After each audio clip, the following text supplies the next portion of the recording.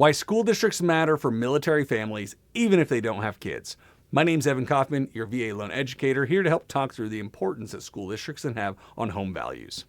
So when you're purchasing a home, there's a lot of factors that can go into driving home values. We talk about it in a couple of our other courses, especially when we're talking about like the PCS buy versus rent decision and how to make sure I know I'm listing my home for an ample amount and how do I make sure that I do that right on the front end with the purchase.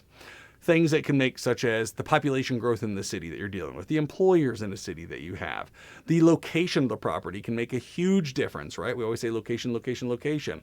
It's an old misnomer, or say not misnomer, but an old adage that I would argue is very true. The major thing in those locations can be distance from major employers, because employers that are thriving and growing can help drive home values. Distances from desirable or undesirable locations, distances from amenities like parks, libraries, etc. And one of those things that's really important is the distance that a home is from schools and the type of schools they're a distance from. Now, not in all cases, but typically, the school district rating, as I like to say, agents necessarily can't always tell you if they're good or bad, and lenders, I guess, is kind of a gray area to say if they're good or bad. But let's say school ratings. If you're looking on school rating sites like niche.com or just look up school ratings in general, there's a lot of sites that will rate schools. Higher ratings tend to correspond with higher home values. So it's important to think about, hey, my home, what is the distance from a school, and not just the distance from a school, but the distance from schools that are rated at a certain level. Here's the deal though. The home value, sometimes when you're buying a home, it doesn't necessarily need to be the highest home value. You might want a lower valued home because it's more affordable to purchase, but you just want to be aware of the school district and what you're close to. And so if you're buying a home and you don't happen to have kids, this is where I say it's important for military families, you need to think ahead to the potential buyer of your home in the future. So if you see yourself selling in the future to someone who might not have the interest in this particular school district that you're in, then that can be an okay thing. Or maybe they're looking at schools and the school ratings don't matter as much. Great. But generally, if you want to make sure you appeal to the widest audience, people who are looking maybe for lower rated school districts or higher rated school districts, you generally want to make sure that that school rating is a good number, or higher, I should say, or it's a higher number than a lower number, right?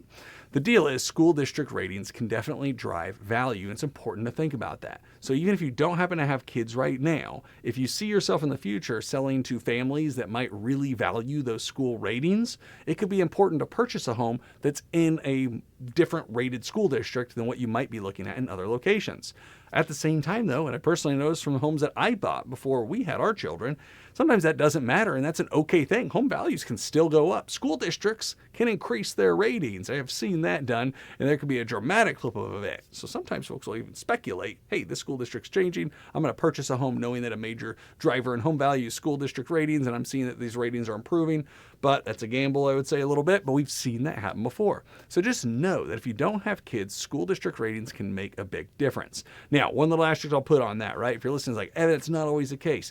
You're right, it's not always the case. And one major area that might be is if you have an area that has a lot of private schools, or the demographics of the area is generally older, or just a lot of families that don't have kids in general. There are definitely areas in the country where school district ratings might be low, but home values are still really high because the population that lives there, there's just no kids anyway, but there's for some reason something desirable that pushes the values for it.